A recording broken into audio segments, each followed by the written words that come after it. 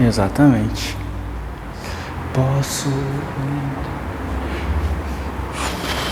Amém, gente? Vamos começar mais um estudo. Vamos começar mais uma quarta-feira. Começar orando. Querido Deus e Pai, nós te louvamos, agradecemos, ó Pai, teu santo nome, ó Pai. Nós agradecemos porque mais uma quarta-feira o Senhor permitiu para estarmos aqui estudando a tua palavra, ó Pai. Ó Pai, que nesse momento que o Senhor seja o centro dessa administração. O Senhor seja o centro dessa aula, seja o centro desse estudo, ó Pai. Nós pedimos, ó Pai, que o Senhor tire nesse momento toda a distração, todo impedimento, tudo que nos atrapalha a entender e a compreender. Abre nossa mente, nosso coração, Pai, que nós possamos ser receptíveis à palavra. Ó Pai, que o Senhor possa me iluminar cada um que já chegou, cada um que está por chegar. Que, ó Pai, que da mesma forma que o Senhor nos trouxe aqui, o Senhor possa nos manter em segurança e em paz, ó Pai. Nós pedimos em nome de Jesus. Amém. Amém, gente? Miqueias, capítulo 1. Nós já estamos um pouco mais da metade. Já vimos, iniciaremos o 7º profeta. Miqueias, capítulo 1. Semana passada nós tivemos uma pequena pausa por causa do jogo do Brasil pela Copa do Mundo. Então na semana retrasada que foi o nosso último estudo. E nosso último estudo nós terminamos o livro do profeta Jonas. E só para fazer uma recapitulação rápida, Jonas foi o profeta que pregou para Nínive. Deus chama ele, manda para Nínive, ele prega para Nínive, os ninivitas se arrependem, e no capítulo 4 é um diálogo entre Deus e Jonas, porque Jonas fica irado com Deus, porque Deus foi misericordioso com o povo de Nínive. E o capítulo 4 vai narrar esse diálogo entre Deus e Jonas. E vai narrar o motivo pelo qual Deus foi misericordioso com aquela cidade. Mas agora em Miqueias capítulo 1 é um novo profeta, é nova exposição, é um novo povo, tem nada a ver com o profeta Jonas. Antes de lermos, vou fazer uma introdução rápida. Miqueias tem basicamente 3 informações importantes, 3 temas principais que ele trata no seu livro. O primeiro tema principal é a injustiça social. Nós veremos ao longo do livro que o profeta vivia no cenário de injustiças sociais. Pessoas ficando mais ricos em prol dos mais pobres. Então, pessoas ficando ricas em relação ao trabalho do mais pobre. Então, o rico mais rico e o pobre mais pobre. O segundo é o profeta clamando, chamando o povo para a verdadeira adoração. Nós lemos ao longo de todos os profetas, de toda a Bíblia, o povo constantemente indo em outros deuses, procurando outros deuses, servindo outros deuses. E Miqueias, mais uma vez, Deus usou Miqueias para chamar o povo para o arrependimento, para que voltasse à adoração. E o terceiro, o povo vivia uma falta de segurança. Nós estamos vendo os profetas menores. Nós vemos que a maioria dos profetas é basicamente a mesma mensagem. O povo se arrepende, Deus mandando juízo e o povo pedindo para Deus, ou melhor, o povo comete pecado, transgride a Deus, Deus manda um aviso, vão mandar juízo. Então todos os profetas vêm com esse, vão mandar juízo. Mas ao mesmo tempo que Deus mandava os profetas, o povo vivia numa falta de segurança da seguinte forma: nós somos o povo escolhido, nós somos descendentes de Abraão, Isaac e Jacó. Como o Deus que escolheu esse povo, nos escolheu, pode nos destruir? Isso é impossível. A Bíblia vai falar no pensamento deles, imagina o cenário deles. A Bíblia vai falar que o descendente de Davi vai reinar eternamente. E quem que é o rei de Judá? É um descendente de Davi. Como que Deus vai destruir se tem um descendente de Davi reinando por nós? Então o povo vivia nessa falsa segurança de que, como eles fossem o povo escolhido de Deus, Deus não abataria o seu povo, não mandaria o juízo para o seu povo. Então, essas 3 mensagens centrais do profeta Miqueias. E assim como os outros profetas, o livro vai falar sobre o juízo divino, a chamada para o arrependimento e uma mensagem de restauração. Então, Miqueias capítulo 1, nós veremos o capítulo 1 hoje, vai começar da seguinte forma: a palavra do Senhor que veio em visão a Miqueias, o Moratita, durante os reinados de Jotão, Acás, Ezequias, rei de Judá, a respeito de Samaria e Jerusalém. No verso 1, o profeta se apresenta. De onde que ele fala? Ele fala de Moroeste. É uma cidade pobre que fica a 30 quilômetros de Jerusalém. E quando ele prega, e ele responde também, ele vai pregar durante os reinados de Jotão, Acás e Ezequias, os reis de Judá.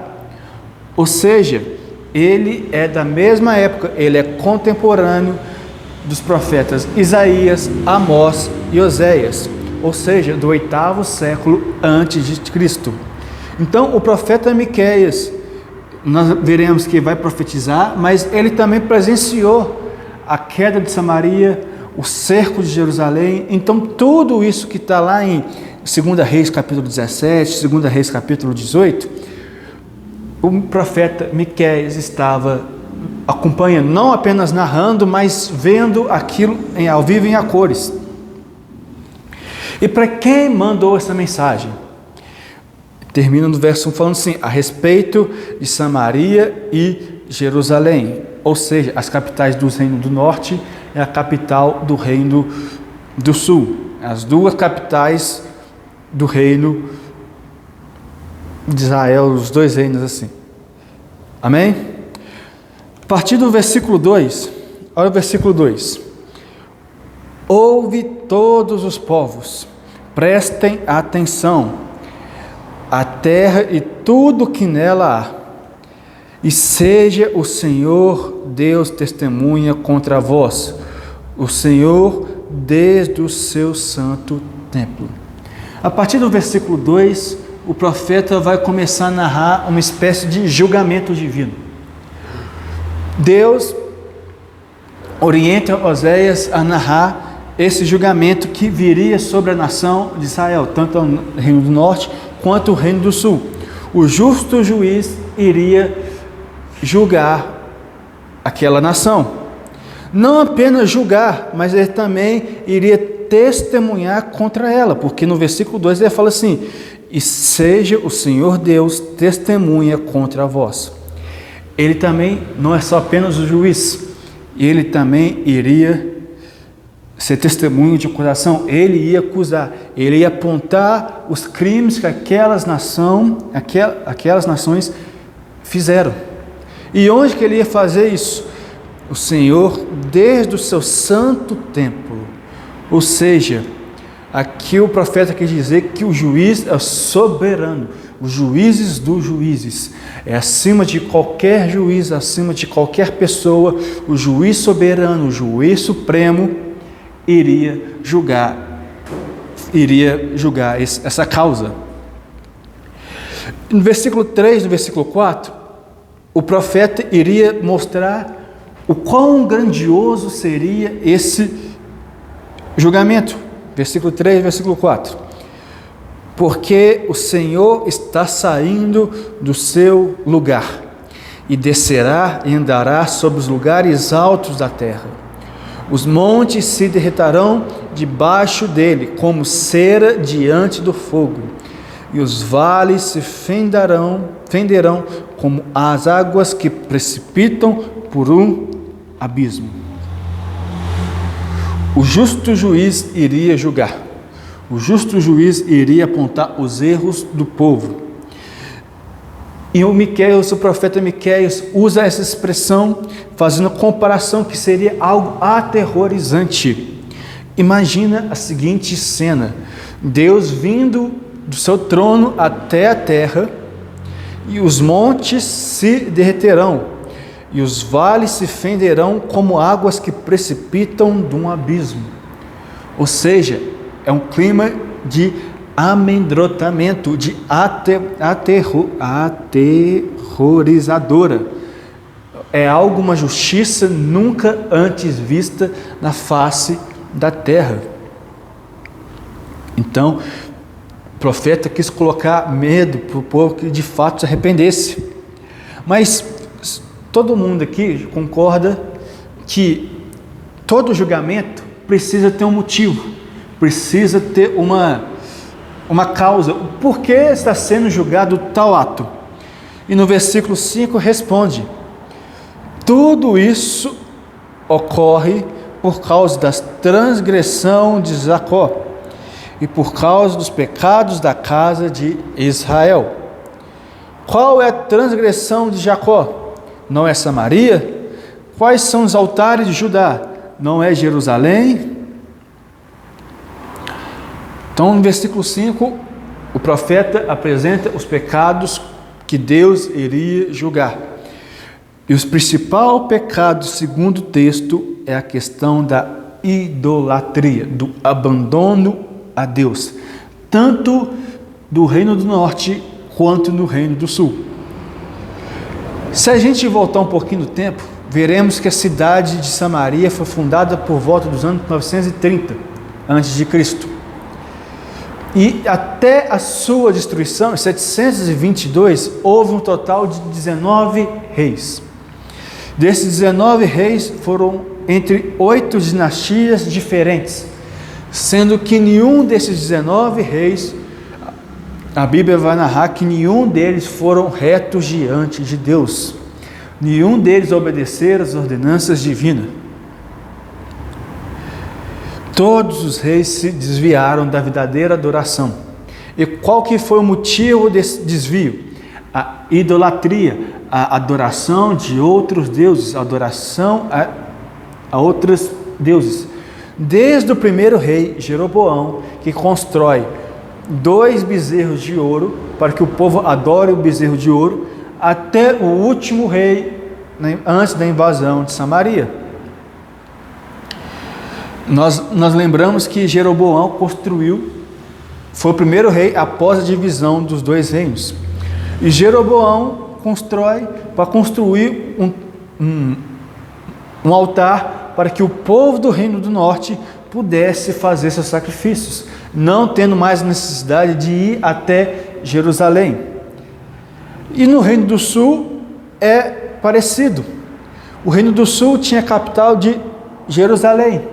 E Jerusalém, até então, naquela época, era a capital, o centro da adoração do povo judeu. Toda adoração a Deus, toda a adoração ao Senhor da fé judaica, Jerusalém era o centro. Então, todos os trabalhos que nós vemos na lei de Moisés, de sacrifício, das ordenanças, de todos os rituais, eram feitos em Jerusalém. Mas o que era para ser o local exemplo para a sociedade, um exemplo de adoração, virou, a cada ano que passa, virou totalmente corrompido. Então os sacerdotes aceitavam subornos. Os ricos, igual eu falei no início, eram corruptos, usavam o pobre como fonte de enriquecimento. Então, o centro de adoração de Israel virou um lugar corrupto. E não parou por aqui. Se a gente ir um pouquinho no futuro, veremos que em Malaquias, um profeta pós-exílico, veremos que os sacerdotes estavam fazendo as mesmas coisas, fazendo sacrifício de qualquer jeito, usando o templo como fonte de renda. E mais para frente ainda, nos tempos de Jesus, nós veremos que Jesus, nessa última semana de vida, purifica o templo, expulsando os mercadores, expulsando aquelas pessoas que estavam usando o templo como uma fonte de renda ilícita. E convenhamos, não mudou muita coisa hoje não, né? Hoje as pessoas usam o altar, usam a igreja, usam a palavra do Senhor para fins econômicos, para fins interesseiros. Muitos de nós, ou melhor, muitos dos pastores, muitos não, para não generalizar, mas tem muito pastor aí que só está por causa do dinheiro dos fiéis. Então, é uma coisa que volta, vira e mexe e volta a ser comentado na sociedade. No versículo 6 e no versículo 7, ou melhor, no versículo 2 a 4, vai mostrar como seria o julgamento. O versículo 5 foi quem foram os julgados e qual foi o motivo do julgamento. Agora no versículo 6 e no versículo 7 saiu a sentença do julgamento, o que irá acontecer com as cidades acusadas. Ora o versículo 6: por isso farei de Samaria um montão de pedras do campo, uma terra vai plantar vinhas, atirarei suas pedras no vale e descobrirei os seus fundamentos. O profeta profetiza a destruição de Samaria. Samaria seria destruída em 722 a.C. pelo Império Assírio. E seria uma destruição que não teria mais volta. Seria uma destruição, ao contrário da destruição do cativeiro babilônico, que 70 anos depois eles retornaram para Jerusalém. Samaria é uma cidade que foi extinta. Não houve mais Samaria igual nos tempos antes da invasão assíria. Acabou, virou tudo pó, virou tudo sujeira. Esse foi o primeiro motivo. No versículo 7 continua: todas as suas imagens esculpidas serão despedaçadas, todos os seus ganhos imorais serão queimados no fogo, e destruirei todos os seus ídolos. O segundo ponto, destruição dos ídolos. Deus alertou mais uma vez que a sentença do povo era a questão da idolatria, a adoração de outros deuses. Então Deus iria destruir aqueles deuses que eles acreditavam que trariam proteção, que trariam prosperidade, que trariam, que poderia protegê-los. Eles não poderiam fazer nada diante do juízo divino. Eles seriam destruídos, eles seriam eliminados de uma vez por todas.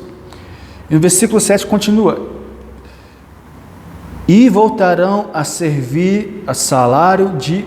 Perdão. Porque os ajuntou pelo salário de prostituta, e voltarão a servir de salário de prostituta. Outra aqui é a questão da imoralidade sexual em relação ao culto a Deus. Nós vemos, antigamente, era muito comum essa questão da relação sexual com a adoração da entidade, com a divindade. Então era muito comum, né, naquela época, sexo como uma forma de adoração ao seu Deus. Nós vemos isso na mitologia grega, na mitologia, não sei se é semítica que é o termo certo, mas é o termo usado para os outros povos ao redor de Israel. O sexo era usado como forma de adoração ao seu Deus. Mas só que em nenhum momento da Bíblia nos orienta que teremos que fazer sexo para adorarmos a Deus. Não tem nenhum culto a sexo para adorarmos a Deus. Mas muitos daqueles homens, aquelas mulheres, estavam se prostituindo, pensando que estavam adorando a Deus. Eu queria fazer só um parênteses aqui para falar que hoje em dia não está muito diferente, não. Hoje em dia as pessoas estão vivendo de uma forma que satisfaça os seus desejos. As pessoas pregam, você sai na rua, você prega, você conversa em qualquer lugar, é que você tem que fazer o que lhe agrada, você tem que fazer o que te é feliz. Não importa se agrada o Senhor ou não, se você te faz feliz, isso não é pecado. E nós sabemos que, infelizmente ou felizmente, não é assim que a banda toca. O sexo não tem a ver apenas para o prazer e a procriação, buscar seus próprios prazeres. Mas o sexo, o principal motivo do sexo é honrar e glorificar o Senhor. Ou esqueceram que, se não me engano, é 1 Coríntios, vai falar: quer comais ou quer bebais, faça tudo para a glória de Deus. Esse tudo inclui o sexo. Durante muitos anos, a igreja demonizou o sexo.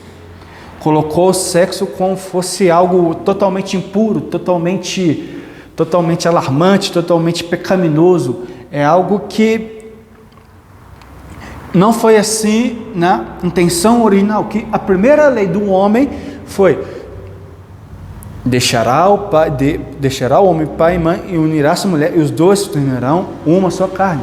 Então, a primeira lei do homem, de Deus para o homem, é a relação sexual, é a união matrimonial. Agora, olha o verso 8 e o verso 9. Esses dois versos vão tratar sobre a reação do profeta em relação ao julgamento de Deus, à sentença divina.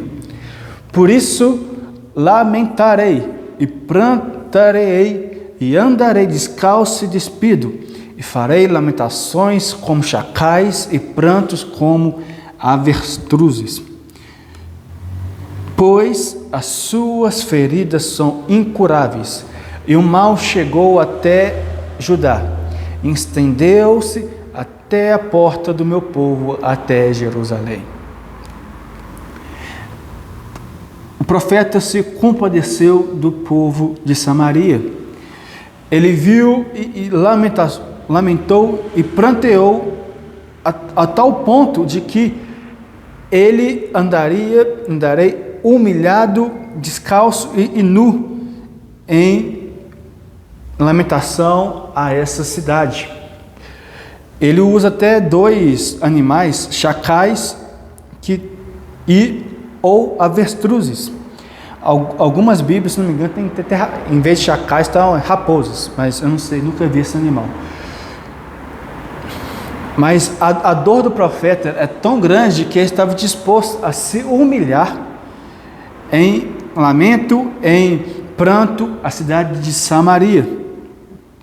E ele continua: pois as suas feridas são incuráveis.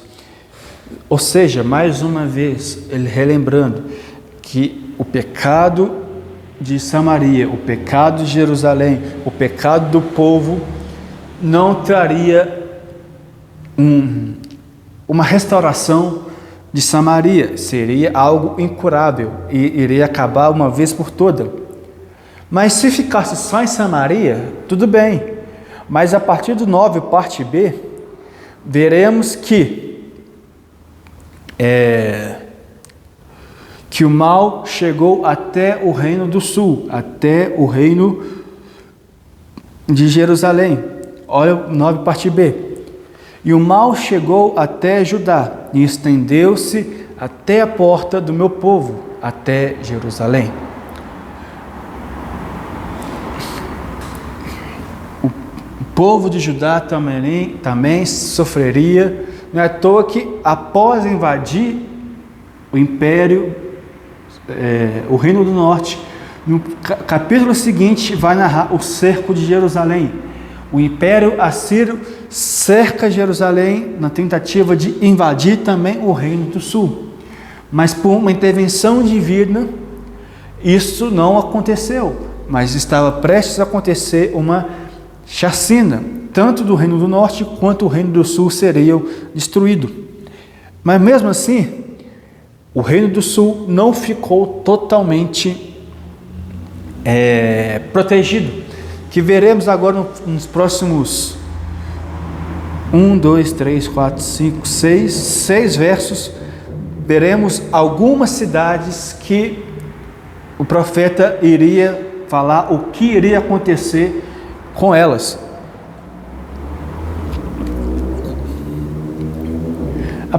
Só um parênteses aqui. A partir do verso 10, o profeta vai começar a usar um jogo de palavras que no idioma original faz sentido. Às vezes a gente tem que dar graças a Deus que temos a Bíblia em português, tudo bonitinho, mas infelizmente algumas coisas nós perdemos ao ser traduzidas. Isso é para qualquer obra, não é só a Bíblia. Muitas das coisas que nós perdemos ao ler uma versão traduzida, não temos o real significado das coisas. Eu não estou falando que as traduções de português são ruins, não é nada disso, pelo contrário, são muito boas. Mas eu falo que a partir do momento que o texto é traduzido, muitas vezes perde o sentido original do texto. E aqui nós veremos que o profeta usou um jogo de palavras em hebraico para trazer a sentença de cada cidade. Só fazer um paralelo aqui, imagina a seguinte situação: você assistir um jogo na televisão, pode ser a melhor TV possível, 4K, não sei o que, com aquele sistema de som lindo, maravilhoso, com aquela atmosfera, mesmo sendo linda a experiência que você vai ter vendo pela TV um jogo, nada se compara à experiência que você vai ter dentro do estádio. Dentro do estádio é totalmente diferente, você está imerso na atmosfera. Eu estou dando um exemplo de estádio, mas acho que fica compreensível. Por mais que a TV seja linda, maravilhosa, perfeita, a imagem sem defeitos, a imagem, a TV não consegue transmitir 100% da atmosfera do estádio. É a mesma coisa. A Bíblia em português, a Bíblia em alemão, a Bíblia em francês, qualquer livro, qualquer idioma, não sendo original, é basicamente isso. É você assistir um jogo pela TV. E o livro original, a Bíblia original, é como você estivesse assistindo um jogo num estádio.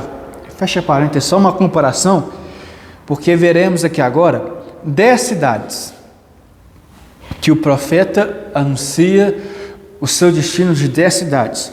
Olha a partir do versículo 10. Versículo 10 diz o seguinte: não conteis isso em Gate, e nem choreis. Gate era uma cidade que a princípio era uma cidade dos filisteus, participava da Filístia. Ela foi conquistada pelo rei Davi durante o seu reinado de Davi, mas ela foi conhecida biblicamente por vários fatos e acontecimentos importantes. Vou citar 2. Gate é a cidade onde o gigante Golias nasceu, onde ele nasceu. E Gate também foi uma das cidades que Davi se refugiou na fuga de Saul. E foi a cidade que, quem lê a Bíblia, tomara que todo mundo aqui leia a Bíblia, que foi a cidade em que que Davi se fingiu de louco para se safar. Alguém lembra dessa história? Está lá agora fugiu, se não me engano, em 1 Samuel conta essa história. Agora não sei se é primeiro ou segundo, agora fugiu, eu acho que é primeiro.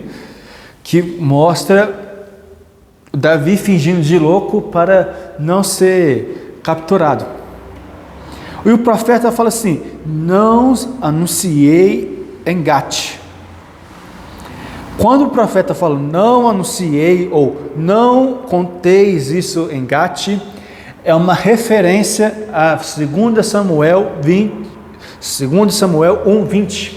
2 Samuel 1:20 vai narrar a notícia de que quando Davi recebe a notícia de que Saul e Jonatas morreram. E Davi apela para que o povo não anunciasse isso para os seus inimigos, não anunciasse isso para Gate. Da mesma forma, o profeta usa essa referência de Davi para que o povo não anunciasse isso para Gate. A segunda cidade está no versículo 10. E revolverei-vos no pó de Bet-Leafa. Olha, gente, eu não sei se eu estou pronunciando certo, mas espero que sim. Se não for, passa a ser assim. Bet-Leafra quer dizer casa do pó. Bet significa casa. Nós lembramos de Betel, casa de Deus. E Leafra é pó. Ou seja, Bet-Leafra significa revolvei-vos no pó. Ou seja, a casa seria enchida de pó. Os moradores deveriam rolar na poeira, em sinal de tristeza, em sinal de luto pelo derramamento de sangue, pela destruição que estavam por vir. A terceira cidade está no versículo 11. Passa em vergonhosa nudez, ó moradora de Safir. Safir significa agradável, belo, bonito, esplêndido, vista esplêndida. Mas após a destruição do povo, após a destruição, o que era esplêndido vira ato de humilhação. O que era bonito acaba sendo destruído, toda a beleza se destrói quando eles são levados nus para os cativeiros, como prisioneiros de guerra. A quarta cidade, no versículo 11 ainda, a moradora de Zanaã não saiu. Zanaã significa literalmente sair. Mas por causa do cerco assírio, por causa da invasão babilônica, o povo não poderia fugir, não poderia sair por causa do perigo. Estavam em meio que um cerco. Não poderia sair, não poderia entrar, por causa exatamente sobre isso. A quinta cidade, está no versículo 12 também. Isso, versículo 12, parte C. E o pranto de Bet-Ezel tomará a vossa morada. Eu falei 11? Eu falei 12? Perdão, então 11, continua 11.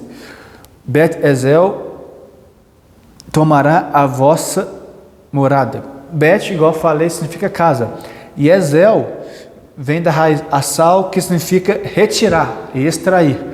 Ou seja, o povo estava dizendo que eles seriam retirados de suas casas, extraídos de suas casas, e iriam para o cativeiro, iriam ou mortos, ou para a prisão, enfim. Mas de alguma forma ou de outra, eles seriam retirados da sua terra, retirados das suas casas, e iriam para outras terras. Agora no versículo 12, pois a moradora pois a moradora de Marote espera ansiosamente pelo bem, pois a desgraça desceu do Senhor até a porta de Jerusalém. Marote significa amargura, amargura. O povo esperava as boas notícias. O povo esperia na expectativa de receber notícias boas.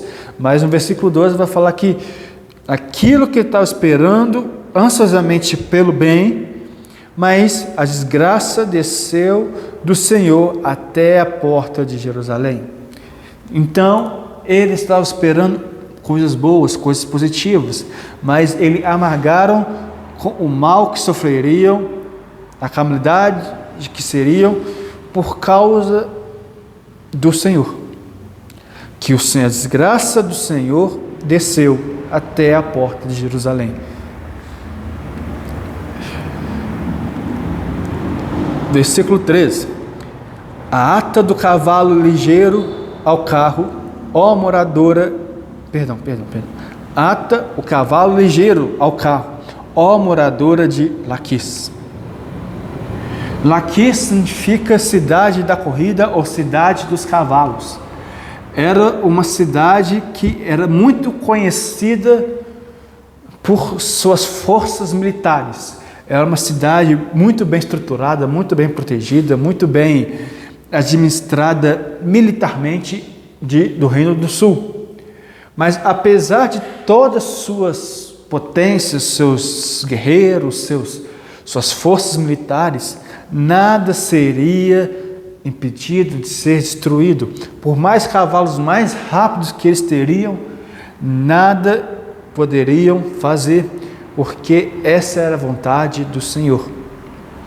Igual eu falei no início, eles estavam naquela falsa segurança de que, por ser o povo escolhido de Deus, Deus não enviaria nenhum mal sobre elas. E muitas vezes nós pregamos que quando você vem para a igreja, é aquele mesmo que a gente comentou ontem na cela. Acharam que não ia sofrer, acharam que não ia chorar, acharam que eu ia de vitória em glória, em glória, vitória em vitória, em glória em glória. Muitas vezes as pessoas têm essa intenção, que a gente vem para a igreja e nossos problemas acabaram. E não sei se é só comigo, mas a cada dia que passa, os problemas só vão aumentando, mas o que nós podemos ter de firmamento é de que, apesar dos nossos problemas, apesar das nossas dificuldades, das nossas lutas, não estamos sozinhos. Esse que é o ponto do Evangelho. No mundo teriam aflições, mas tem bom ânimo. Eu estarei contigo, eu venci o mundo. Jesus, antes de ir embora, de ser assunto aos céus, falou assim: eis que estarei contigo até o final dos tempos. Ou seja, nós possamos ter a certeza de que, apesar dos obstáculos que a vida nos impõe, nós podemos ter certeza de quem está nos protegendo, quem está nos guiando, quem nos guia é o Senhor dos Exércitos, o Senhor que nos protege, o Senhor que nos dá o pão de cada dia, é o Senhor que nos dá a força, a vitalidade para que podemos trabalhar, é Deus que nos dá a sua misericórdia que se renova a cada manhã para que nós possamos viver o dia após dia. Que esse seja o nosso convite também, de arrependimento, que nós possamos sair daqui hoje arrependidos das nossas falhas, dos nossos pecados e buscar orientação, repreensão, consolo de Deus sobre as nossas vidas. Porque muitas das vezes, igual o povo de Laquis aqui, estavam confiantes nas suas próprias forças militares, e muitas vezes somos nós. Muitas vezes nós achamos que pela nossa própria força iremos vencer os nossos inimigos, iremos vencer as nossas batalhas. Iremos vencer principalmente as tentações no dia a dia. E convenhamos, toda vez que você tenta lutar por si mesmo, você cai. Você erra, você falha, enfim. Somente Deus pode lutar por nós. Versículo do Laquis foi o versículo 13. Agora o 14. Por isso darás... Isso, agora vamos 14. Por isso darás presente de despedida a Moroeste Gat. Moroeste Gat significa a noiva de Gat. Até então, nesse momento, não era uma cidade mais de Judá, porque ela seria invadida e passaria a ser dos seus invasores. Então, seria uma cidade despedida, não faria mais parte do reino de Judá, porque seria invadida pelos seus invasores. Era uma cidade que seria invadida. No versículo 14 continua: as casas de Aquizib, deve ser isso, se tornarão um engano para os reis de Israel. Aquizib significa fonte mentirosa ou local do engano. Isso tem a ver com uns riachos que tinham nessa região, nessa cidade, que dependiam de constantes chuvas para que as águas pudessem encher os seus riachos. E quando não tinha chuva, as pessoas passavam, viam o trajeto, ali tem água. E quando iam ver para beber água, via que não tinha água. Ou seja, eles foram enganados. A cidade foi enganada pelos seus pecados, ou seja, os pecados daquela cidade, os pecados que achavam, tem nada a ver pecar, tem nada a ver pecar, tem nada a ver fazer isso, aquilo. O pecado enganou o povo e se tornou e caiu na mão dos inimigos. Por fim, a última cidade está no versículo 15. Ó moradora de Maresa,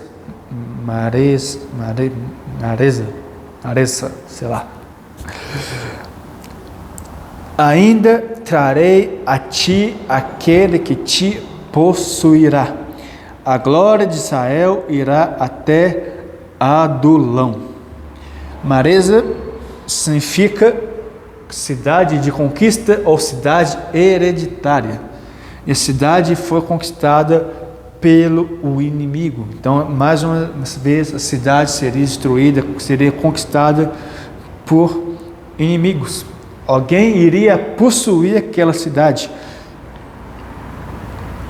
Por fim, no 16, o profeta profetiza mais uma vez, mas agora para o Reino do Sul. Nos capítulos 8 e 9, 7, 8 e 9, era para o Reino do Norte.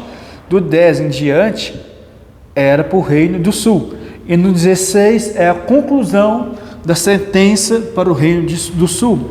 E é o seguinte: apara o cabelo e rapa a cabeça por causa dos filhos dos quais tem prazer. Aumenta a tua calvície como a águia, pois serão levados de ti para o cativeiro. O Reino do Norte, igual eu falei, em 722 a.C., foi destruído pelo Império Assírio.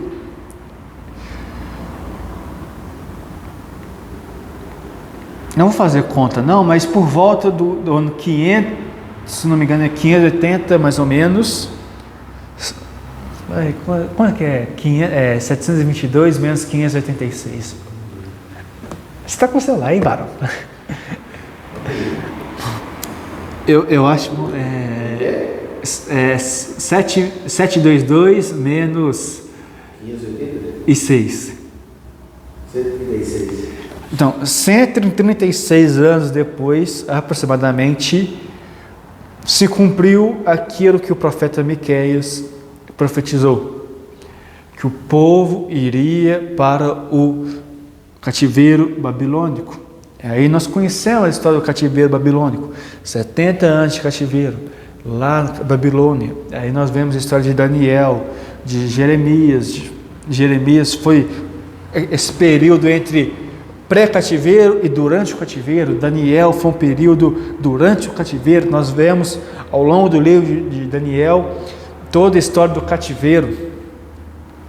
E depois, pós-cativeiro, passados 70 anos, nós lembramos da história de Esdras, de Neemias, de Esther, dos profetas Malaquias, Ageu, Zacarias, que passam pós o cativeiro babilônico.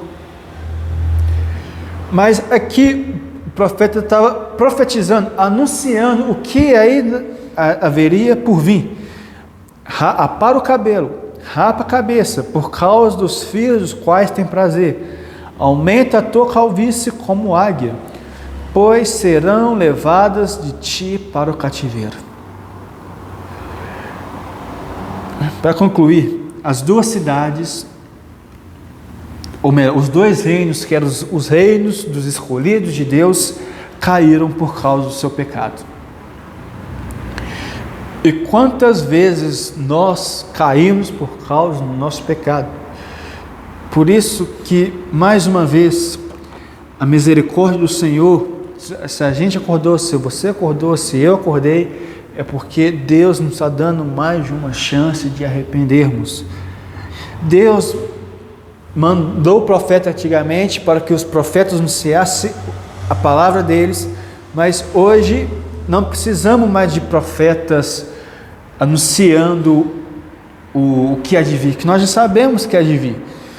Mas Deus nos deu, como posso falar? Deus nos deu a oportunidade de mais uma vez estarmos aqui reunidos para nos arrependermos, voltarmos a Ele. Porque, igual a gente conversou na célula ontem, que o amanhã a gente não sabe se teremos o amanhã. O amanhã pode ser para mim, mas para você não, para alguma pessoa não. Para algum familiar nosso não. Então, que nós possamos lembrar de fato, que nós possamos se arrepender e voltar a Ele, independente das circunstâncias. Muitas vezes, quando nós pecamos, nós temos a tendência de nos afastar de Deus, falar: não, dessa vez eu fui longe demais, dessa vez acabou para mim, dessa vez eu tenho que pegar o elevador e ir para o quinto dos infernos, é para lá que eu mereço. Mas aí nós lembramos que Cristo se entregou voluntariamente para nos salvar. E que a palavra de Deus fala que Deus... Com o quê? Deus não aguenta, Deus, um coração contrito e quebrantado? É isso? É assim? Aguenta a palavra? Agora fugiu a palavra. Enfim, que Deus... Quando vê verdadeiramente um pecador arrependido, Ele perdoa. Foi assim com Nínive. Olha Nínive, cidade cruel, traiçoeira, matadora. Foi lá, se arrependeu e Deus perdoou Nínive. Foi assim com Pedro, com Paulo, com todos os apóstolos. Todos os apóstolos. No Salmos 17. Diz o quê? Sacrifícios que agradam a Deus são do espírito quebrantado, do coração quebrantado, contrito. Deus, ó Deus, não desprezarás. Não despreza, não despreza um coração contrito e quebrantado. Então que possamos, mais uma vez, nos arrepender, pedir perdão. Amém? Temos um pouco mais de 10 minutos, alguma? É legal de ver isso aqui que traz a memória, né? Eu escutei uma frase uma vez, eu acho ela, ler isso aqui, estudando sobre Miqueias, sobre Jonas, esses profetas menores. Um pregador falou uma vez: profeta bom é profeta bom. Aí você escuta aqui Miqueias profetizando sobre cidades e cidades, a destruição, a morte e ao arrependimento. E hoje as pessoas que são consideradas como profetas querem adivinhar seu CPF, falar que você vai ter uma boa vida, bênçãos materiais, bênçãos terrenas. Sua casa está chegando. Imagine se hoje em dia tivéssemos profetas falando as coisas dessas daqui. Ia chamar de louco, legalista, de retrógrado. Crucifica esse daí, que esse é mandado de Satanás. Justamente. Não é à toa que no tempo de Jeremias, a gente vai lembrar, agora fugiu o nome do profeta, agora eu esqueci. Jeremias previu que o cativeiro ia durar 70 anos. Mas aí veio um profeta, agora fugiu, agora esqueci o nome dele. Falou: não, Jeremias está mentindo. O profeta, o cativeiro vai durar, acho que se não me engano, 2, 3 anos, que ele falou, agora esqueci. Mas vai ser rapidinho, vai ser logo ali. Aí passou 1, passou 2, passou 3, 4, 5, 10, 15, 30, 50. E a Bíblia fala. Quando um profeta que diz que está falando em nome de Deus, o que acontece com ele?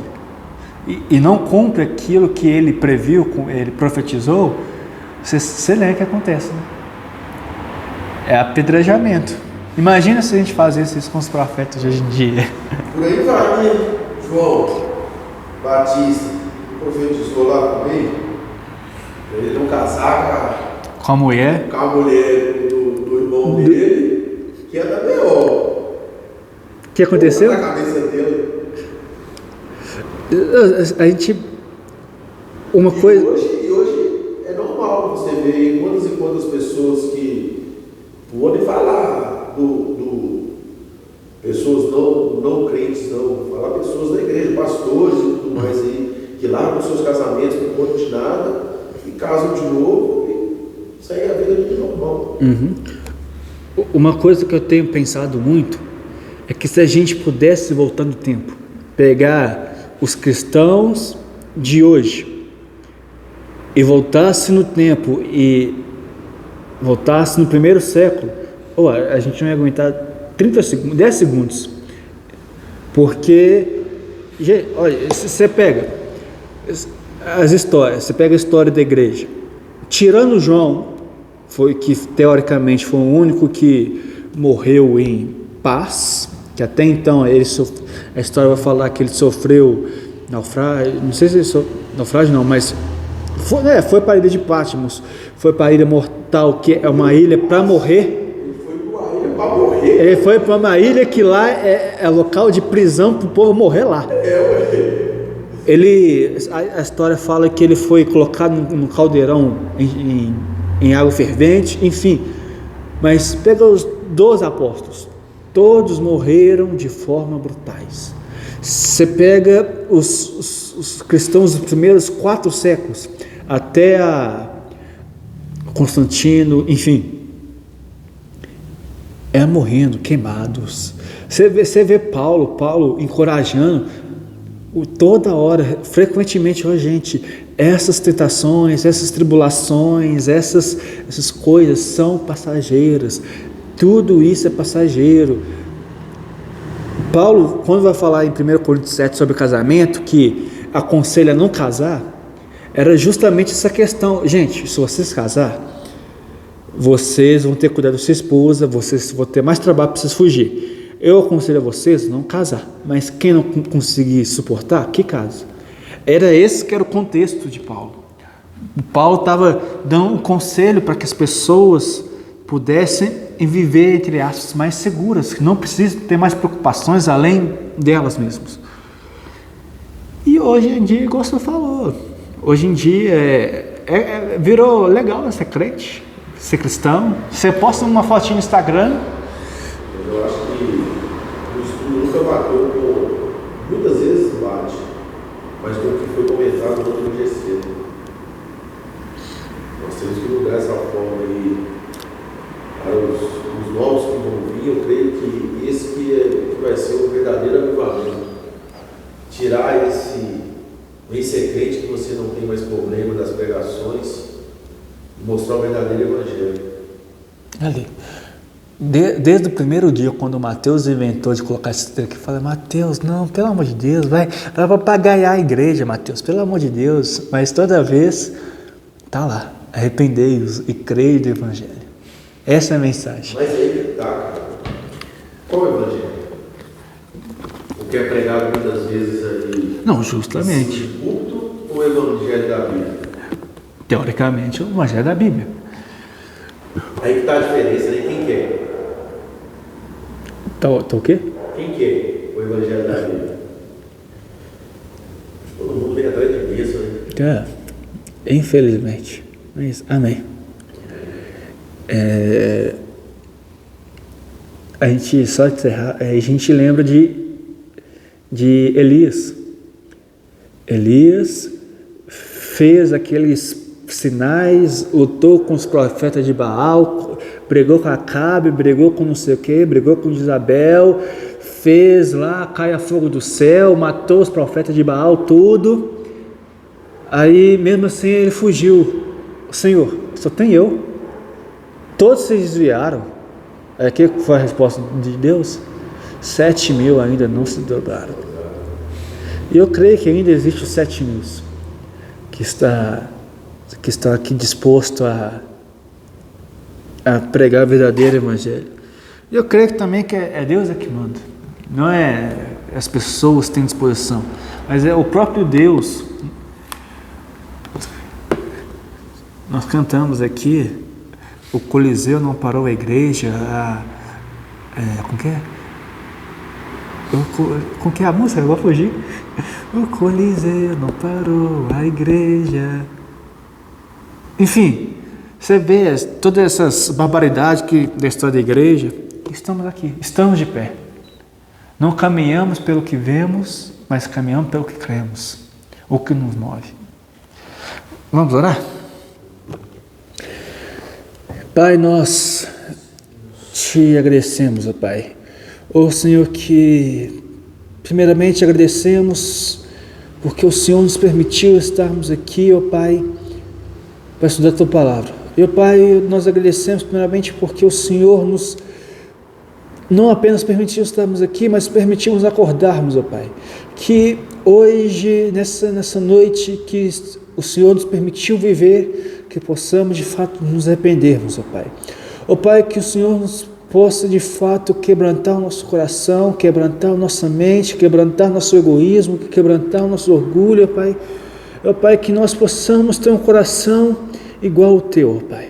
Ó Pai, que o Senhor nos capacite, ó Pai, que o Senhor nos oriente, ó Pai, a andar como o Senhor quer que nós andamos, ó Pai. Que o Senhor nos livre, ó Pai, de todo mal, de toda enfermidade, de todo pecado, ó Pai, de toda tentação. Que se nós queremos, ó Pai, que o Senhor envie o escape, o Senhor envia aquilo que nos afasta de todo mal, ó Pai, que o Senhor possa mesmo, Pai, a cada dia mais nos purificar, ó Pai, de todo pecado, de toda imoralidade, de toda injustiça, ó Pai, que o Senhor possa, ó Pai, nos capacitar, ó Pai. Agradecemos pela vida de cada um, agradecemos pela vida da igreja, que cada um que congrega aqui, que não pôde vir, cada um que está aqui, ó Pai, que o Senhor possa nos levar em casa em segurança, em tranquilidade, que possamos, ó Pai, se o Senhor permitir, pela graça do Senhor, acordarmos amanhã, ó Pai, e para vivermos mais um dia em Tua presença, ó Pai. Nós pedimos em nome de Jesus. Amém. Amém.